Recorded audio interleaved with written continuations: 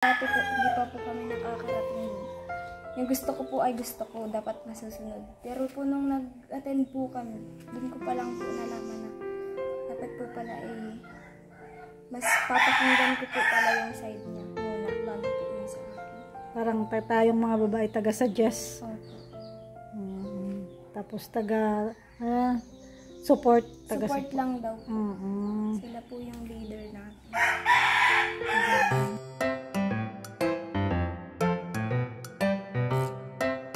Yan, isang mapagpalang araw po mga kalingap. Ayan, nandito po tayo kay Rosemary. Dadalawin po natin siya. Ayan, at simula po kasi nung isama ko siya sa banquet. Ayan, hindi na natin siya napuntahan dito. So, kumustahin natin kung kumusta ba yung kalagayan nila. Ito yung bahay nito. Alam ko may tao. Tao po!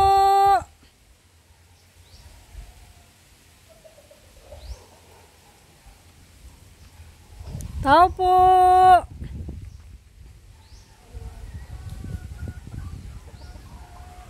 Wala yata siya. Tao po!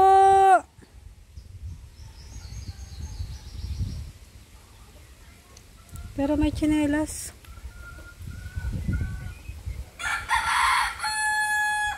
Tao po!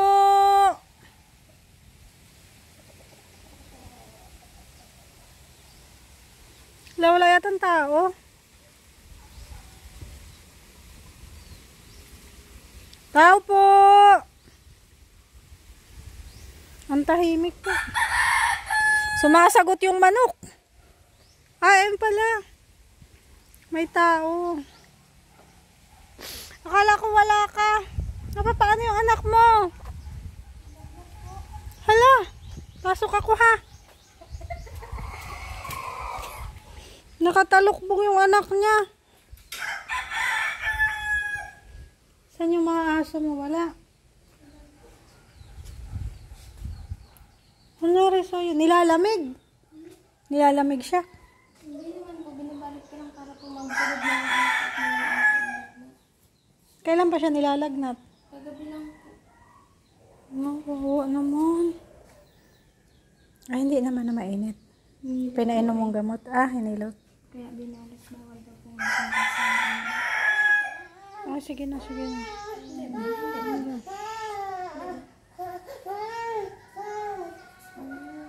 Kawawa naman. Kakawa pa naman ang bata pag may sakit. Maligalig. Ngayon lang po siya nakakaisip ng tulad. Kagabi ay puyat siya. Hindi siya natulog. Masasawa mo? Nagawang po ako din po. Wala. Eh di hindi ka rin nakaano. Buti wala kayong pasok. Wala naman po. Sabado lang po ang pasok niya. Sabado lang pasok mo. Nagkakasakit.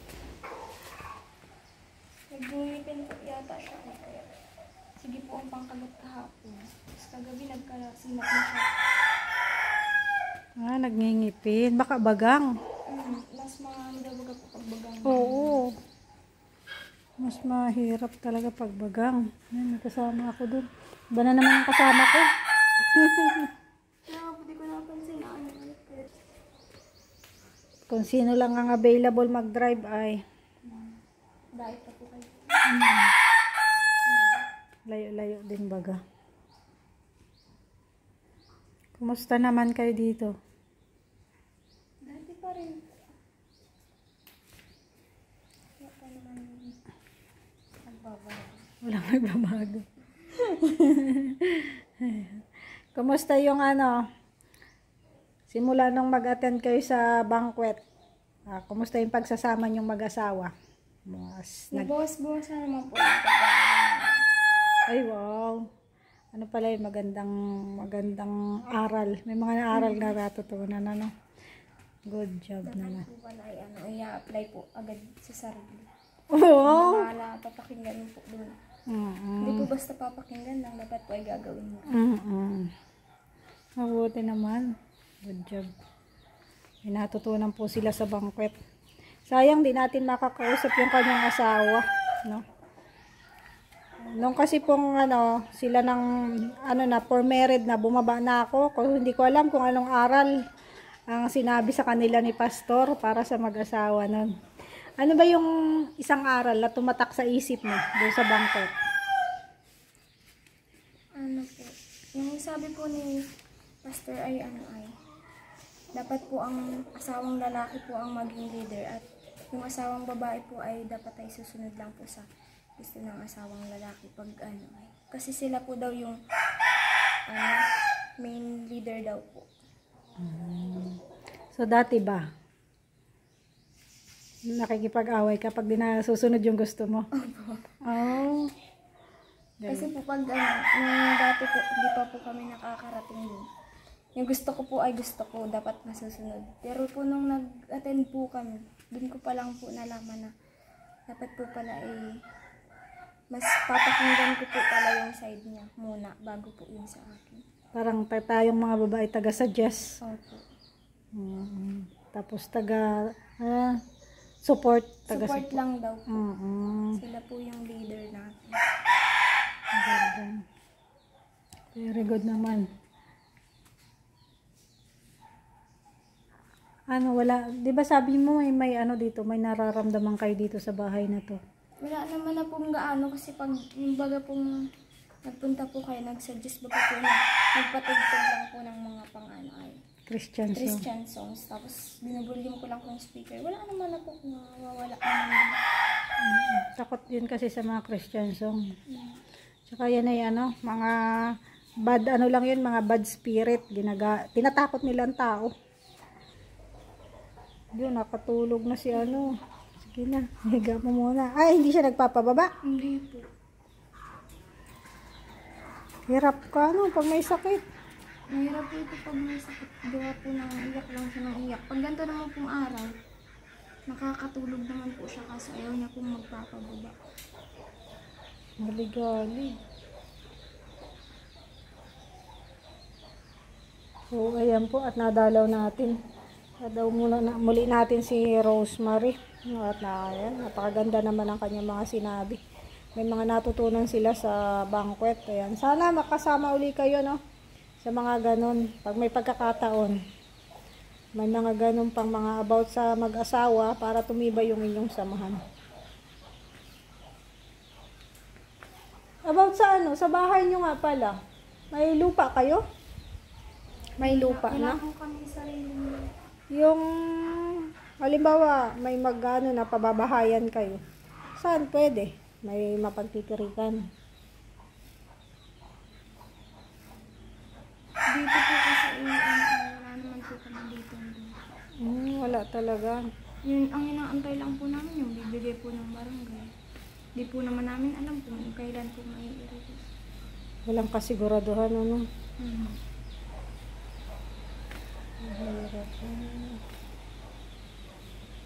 Pero dito, okay pa naman kayo hanggat hindi kinukuha tong bahay. Okay. May kontrata kayo kung ilang taon kayo titira dito? Ay, wala po. Wala naman. Basta po pag sinabi kong gagamitin na ito, mahanap na po kami ng lilipatan. Dati ba yung umuupa kayo, magkano upa nyo dati? 850 po yata. Lang po kasi yung inuupahan po namin dati ay lang. Hindi naman po siya simentado. Yung sahig lang niya yung simentado. Tapos yung mga dingding naman po niya ay mga ni-repair lang na sawali, kawayan. Mga ganun. 850. Kasama na daw po dun yung kuryente. Tsaka tubig. Wala naman pong tubig at libre po dito ang tubig.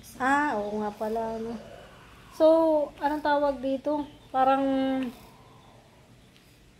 dito lang din sa yun, sa Dalnak. Diyan lang po sa may baba. May nagpapaupa pala dyan. Po yun ay dating parang istakan po ng gamit. Tapos tinanggal yung nag-upa. Nag-alis naman po yung nag-upa. Kami po yung nagpalit. So, simula pala nagsama kayo, talaga nakabukod kayo? Hindi kayo talaga nakipisan sa nanay mo, sa mga magulang mo? Nagpisan po kami ng bagong anak po ako. At syempre hindi naman maga po. Hindi pa naman waga po yung asawa ko, hindi po maaalam pa siya sa baby. Tapos ako di pa naman po ako makakagalaw maayos. Doon muna po kami dito kay mama nagpa-recover. Tapos nung nag-isang buwan naman na po yung baby namin, naglipat na po kami, naghanap kami ng upahan. Naglipat lang po dito at dito kaya ang Upa. At least dito walang upa, no? Maganda rin. Kaya nagpasok naman baga po ako, kaya kailangan din ay din po, bawas din po lang sa lahat na babayaran namin. Naidagdag na lang po ay sa Ano ba yan? Kailan ang graduation nyo? April 15 po. Ma-march ka din pag ano, magma-marcha ka din. Ay, ang galing. May toga din po kami. Ha? Diploma. Kompleto po siya. Galing ano. Galing talaga ng programa ng ALS. Nag-exam ka lang dyan, tapos may mga module. Opo. Ganun. Tapos, sa March 3 po, hanggang March 12 daw, may work immersion po kami sa labo. Araw-araw po ang pasok namin. Ay, ang layo. Depende po ang duty sa Halimbawa po, March 3 po, ang duty ko po ay 9. Ang out ko po nun ay 8 ng gabi. Ano pala yung mo? Course, di ba may course na yan? Pag po, senior high, wala pa po siyang course. Ang po din ay strand. Oo, strand. Gas po ang namin. Ang strand. Gas is po, teacher yan, di ba? Ang related na course niya? Lahat po. Yung mga undecided po yung gas. Kasi nung grade 11 po ako, YUMS. Kasi gusto ko po kuhain nga educational. Tapos nung grade 11 po, nung grade 12 naman po, nag-ALS po ako. At bawal po bagang mag-ibang, bawal po mag-YUMS kapag ka-ALS. Dapat isang, lang, strand gas lang po. Yun lang ay offer pala ng ALS, para gas. po lahat po ng sakop po ng gas. Para po pag college, kung ano po yung kukuhanin, makuha po. Ang galing, gagraduate ka na pala, Galing naman. So, sana, makapagpatuloy ka ng, college. Sa palagay mo, kakayanin mo? Halimbawa, may mag-sponsor sa'yo. Kaya naman po, sana. Pang-college mo. Madidivide mo kaya yung oras mo? Kaya naman po siguro. Naman po. Yung anak mo, halimbawa, nag-aaral ka ng college, sa asawa mo muna, no? Or di kaya sa nanay mo? Opo. Pwede po sa mama ng asawa ko. Kung makapag-college. Pwede naman pala, So, malay natin, may mag-sponsor sa'yo sa college. Kasi sayang din. Porsigido ka mag-aral, ay. Gustong-gusto mo ba talagang makapag-college? Opo. Kasi, yun na lang po yung ko po sa anak ko po. Kapag nakapagtapos po syempre ng college, tas makakahanap po ng maayos na trabaho, may papang po ako sa kanya pag-aaral niya, papang suporta. So sana po ay may mag-sponsor ng pang-college ni Rose. Yan, bigyan po muna natin siya ng allowance nilang mag-ina. Pambili. Hindi kami nag-grocery. Ikaw na lang ang bahalang bumili ng kailangan nyo. Mas alam mo kasi yun kung ano yung kailangan nyo. So, bigyan muna at kita pandagdag. Konting grocery. Yan. May sahod na po kasi tayo. Salamat po kay Lolo Whitey. At tayo po ay pinasahod na. Kaya tayo po ay makakapag-abot na rin ng konting tulong para kay Rosemary. Ito yung pang-allowance mo. Welcome. Nag-iyak na si baby. Pangbiling gamot. Buti may naghihilot dito. Opo, meron naman po. Pinahilot ko po ito kagabi at para hindi po na magtaas masyado yung labi. Magtaas pa din naman po. Ganun talaga pag nagngingipin. Mahirap. 1 year old na ba yan? 2. Mato na po ito sa June 9. Malapit na pala birthday niyan. June 9. Malapit na. So, ayan po mga kalingap. At binigyan muna natin ng konting allowance. Si Rosemary. Pag hayaan mo sa susunod, malay mo, magkaroon tayo ng malaki-laking sahod sa YT. So malaki-laki rin yung ating may bibigay sa iyo bilang tulong sa pag-aaral mo, saka pambili ng iba pa ninyong pangailangan, ano.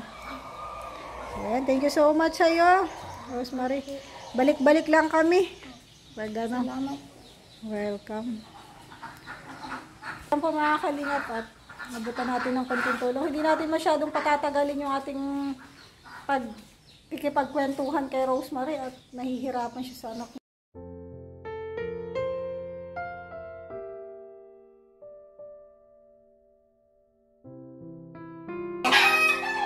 Iyak mo. Mga picture, pinalaminate mo? Gusto mo ba ipaprint ka? May printer man ako. Ipaprint ko. Para may display mo. Ang gaganda kaya nung picture nyo eh. Gaganda po nung picture nila sa banquet. Ang sweet na nilang mag-asawa doon sa nagsasayaw sila eh. Thank you so much po sa lahat ng ano. Malay mo may mga iba pa na makatulong sa iyo kasi kailangan nyo talaga yung tulong. Lalo na ngayon na may anak ka tapos nag-aaral ka din, ano. So ayan, thank you so much. Ayan, so ngayon po ang kasama po natin ay si Kaprom. Ayan, yan po si Kapromdi. Kasama natin ngayon. Ayan si Marie. Baka gusto mong tanungin at bigyan din ng konting blessing. Ayan si Kapromdi. Hindi ko po alam kung saan po din nagtaas. Sa tingin mo pala, sa tingin mo, ilang taon na si Marie? 36.